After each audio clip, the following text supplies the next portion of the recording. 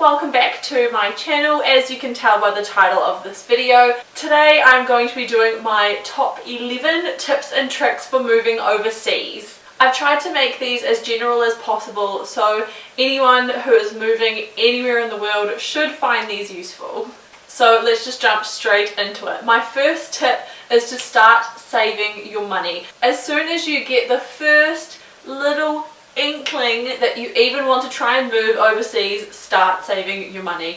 You're going to need a lot of it, and the chances are where you're moving the currency will be different. So think of roughly how much you think you'll need, and then also take into consideration the currency exchange. For me, moving from New Zealand to the UK, my money halved instantly, so that was a bit of a blow to the wallet. Originally I thought I would save about maybe $10,000, and I thought that would be a huge safety net, you know, enough to get a bond for a flat, pay a couple of months rent in advance, maybe pay for a hotel if I needed to, if I needed to buy new clothes for work or anything like that. I thought that would get me covered. Then of course, as soon as I got here, that would have only been £5,000. So yeah, I'm going to tell you right now that I definitely did not end up saving that much money either, and I kind of regret it. One really good way to save money, especially if you do need to convert your money into another currency, is to use TransferWise. So with TransferWise you get two account numbers. One is for the country that you're already in, and one is for the country that you're going to. So you can start transferring your savings over and then converting them into the other currency straight away, so that way you can't even touch your savings, you can't spend them, and that temptation is gone. It worked really well for me, and if you use this code right here, you get your first transfer free. How amazing. The good thing about TransferWise as well is that they are really cheap. The fees are really low to convert the money, and then the transfer fee to your next account is really low as well. I think when I transferred about 100 New Zealand dollars into pounds, it cost me a few cents, whereas if I had done that at the bank, it would have cost me about $5 or $10. So it's definitely a good way to save a bit of money there. Tip number 2 is to check if you need a visa to live and work in the country that you are going to. So for me, moving from New Zealand to the UK, I definitely did need a visa to work here. If you are like me and you're wanting to get your visa to come to the UK from New Zealand, I have done a whole video on my experience with a few little tips and tricks in there as well, so I will pop that up here. Most of this information is really easy to find online. All you need to do is go to the government website of the country that you're moving to. So for me, coming to the UK, I just went to uk.gov. Most countries' governments have their own website, and it's pretty easy to navigate. Sometimes these visa applications can be quite expensive, which is where tip number 1 comes into play, because you don't have to worry about it because you've already started saving your money. Tip number 3 is to make sure that you have plenty of time left on your passport.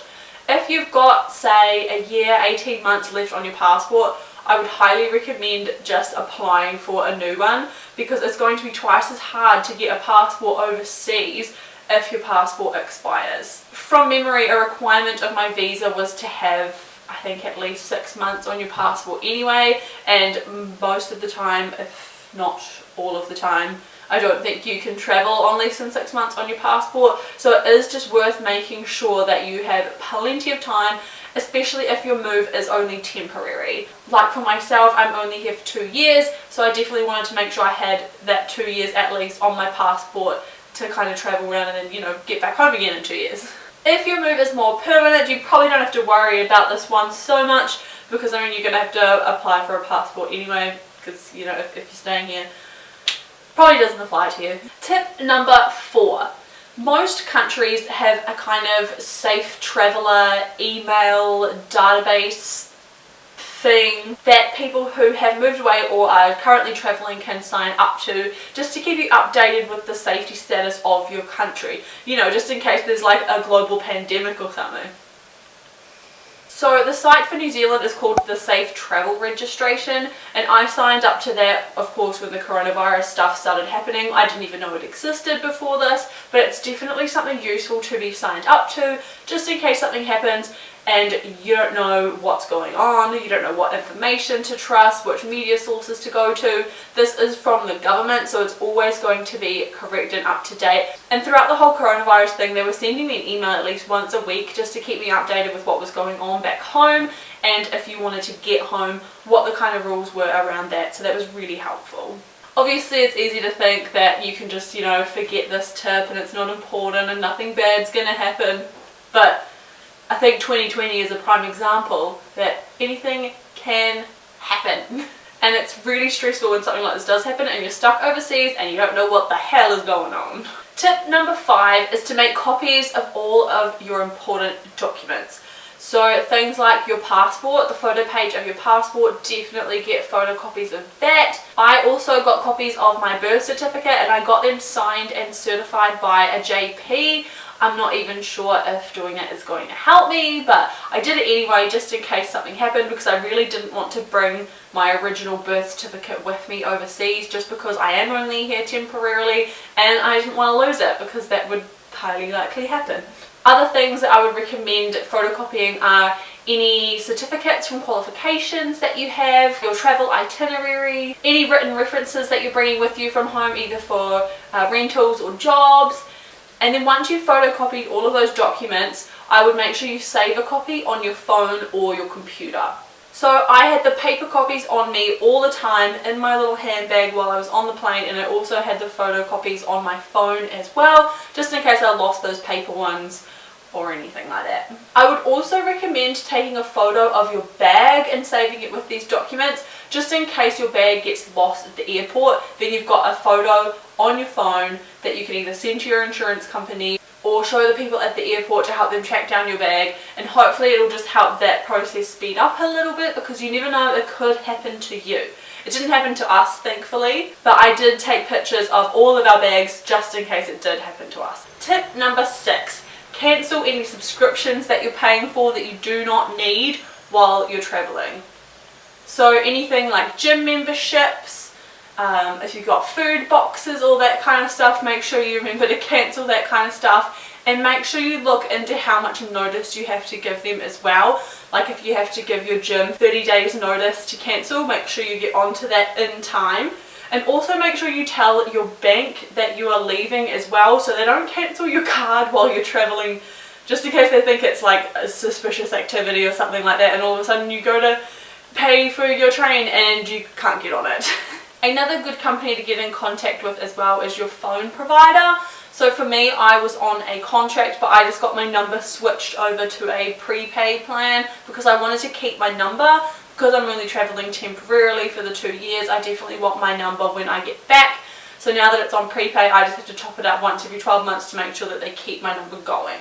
Tip number 7 is consider whether you need to sell, store, or ship your items. So if your move is more permanent and you want to bring more stuff from home to the new country that you're moving to, you might want to consider shipping it and maybe selling some. But if your move is more temporary like mine, you might just want to store it somewhere. So for me, I've just got my stuff stored at my parents' house. I did sell little bits and pieces off before I left, just to help me with my savings and things. But yeah, definitely look into your options. Make sure you do lots of research. If you are going to store things in a facility, make sure that you're getting a good price. Or if you are going to get it shipped over as well, make sure you do a good amount of research into different companies that are available. Tip number 8. Think about whether or not you need to drive once you're in your new country.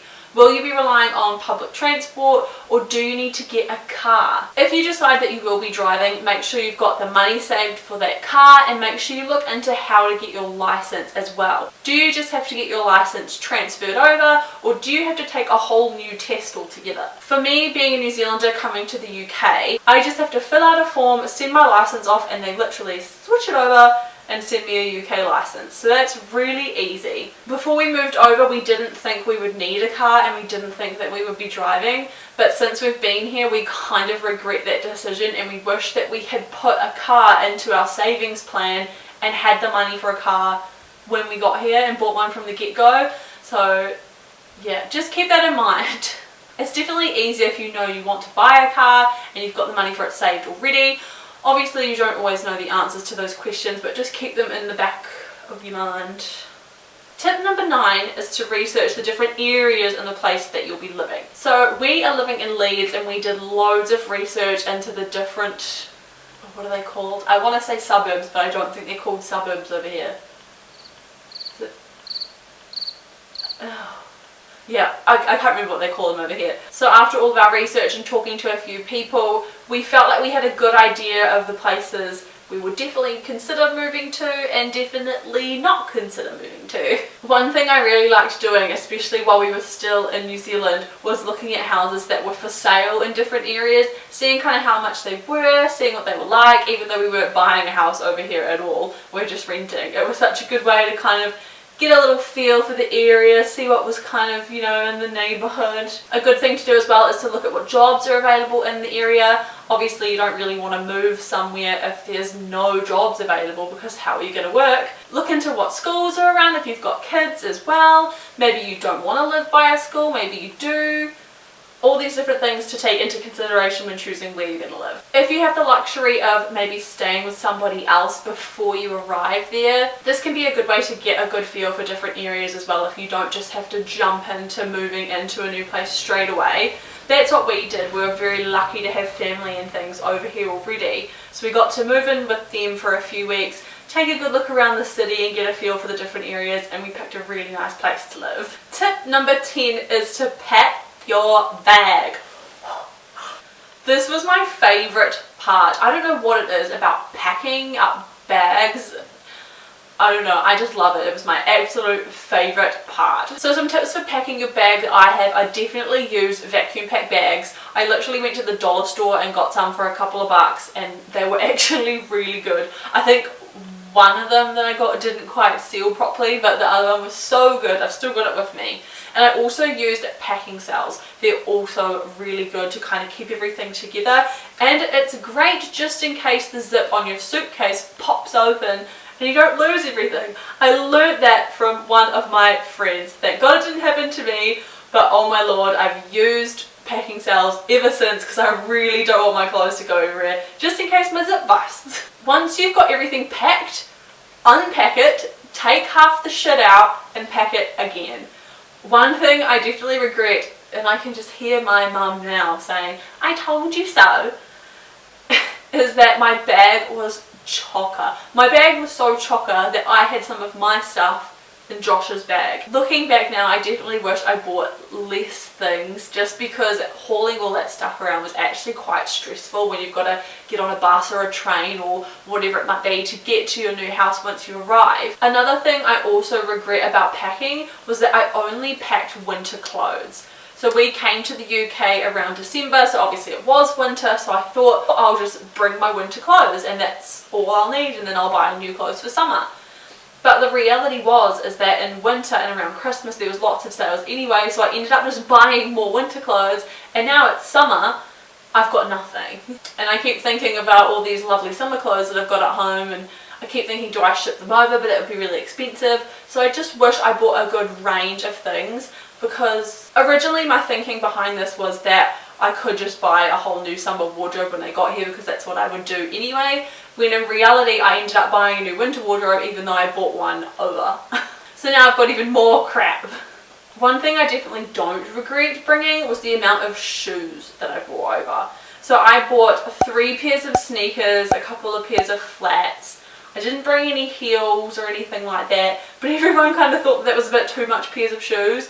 But I am so happy that I bought over my good expensive shoes, because I have worn them so much. So don't let anyone tell you you've got too much shoes. Other things that I would make sure that you've got packed are travel adapters for your power, because obviously everything that you're bringing over is going to be from your home country and probably won't fit in the wall in your new country. And I would also recommend bringing a multi-board. That way you only have to bring one adapter for that one board, and you've got all these different plugs available for all your stuff. I did that and it's been so helpful to plug my hair straightener, my hair dryer, a couple of phone chargers and everything just all in one place, rather than having 4 different adapters. It's been so good. Another thing to make sure that you have in your handbag or on yourself, in your wallet or something, is a pen. Do not forget to bring a pen to the airport. I cannot stress that enough. A couple of other things that I wish I had brought but I didn't bring over with me Just a couple of things from home. I did bring a few products that I love, and I'm really glad I did that, so I would recommend bringing any products from home that you love over, especially if they're made in your country and they might be a little bit expensive to get in your new country. But some other things that I really wish I brought over were just things like a simple New Zealand flag or a All Blacks rugby shirt. I really wish I brought those over. I don't know why I didn't think of that. And of course they're a little bit harder to get over here in England. So I wish I thought of that before I left. Alright, my last tip number 11, is to meet your community. Meet some people who you want to hang out with. A couple of good ways to do this is to look for Facebook groups. One good Facebook group for Kiwis and Australians is the Kiwis in London Facebook page. I'm obviously not living in London, but I still find the page really helpful, and it's really cool to see all the other people who are kind of in the same boat as you and how they're getting on as well. There are definitely more than just Kiwis and Australians going to London in there, so it definitely is a valuable place to be a part of. Another one that I also just joined is She Spread Her Wings. It's a group of girls who are from all different countries, traveling to all different countries, and it's quite a good group as well. Another good way to meet people in your area is to download the app Meetup. I haven't actually used this app yet because I was about to, and then Miss Verona came knocking on the door and said, "Huh, no, you gotta stay inside now, bitch." But most of the events that I was going to go to had really good numbers saying that they were going as well, and I've seen really good reviews online as well. So I can't wait to try that app out once I'm allowed back outside. Alright, I'm starting to ramble a bit. Now I'm going to finish my tips and tricks there with those 11. There's probably so much more I'm going to think of after this, but I think that's the basics. If you do that, you should be alright. I'd love to know what you guys think as well. If you've recently moved to a different country, or you moved to a different country a little while ago and you want to share your experience and tips and things, make sure you comment down below. I would love to read them, and I'm sure they'll help other people out as well. Make sure you subscribe to my channel and push the little notification bell so you know whenever I upload a video. I'm thinking my next video will be tips on specifically moving to Leeds rather than just moving abroad. So let me know if you're keen to see that video, and I will see you next time. See you later! Oh, go quick, this part's going on YouTube. Oh no, you fucked it. And oh, my light's changing. It's so annoying. Oh, sun, come back. That's on the, wait. And then I have done a whole video on getting up here. I don't know which corner it is. It's one of these corners. I'll pop it up there. Tip number 3. So the one, oh, what's it called? Obviously it's easy to think, oh, I don't need to do that, you know, nothing bad's gonna happen, but then look at what happened. T-shirt check.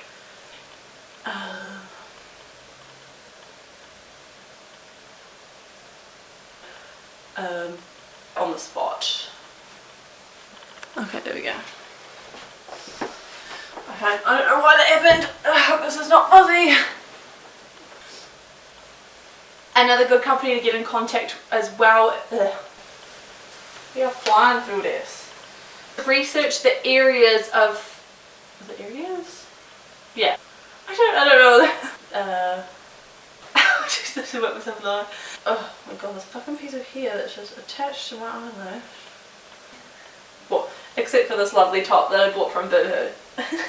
You can't even see it. Oh, am I getting blown out a bit here? I'll hold my gosh. Other things to make sure that you've got packed. Can I help you? What do you want? Okay, what the fuck was I saying? Okay, well, I can't remember what it's called. Oh my god, there's a fucking piece of hair stuck to my eyelash again. I've always had really good numbers of RF.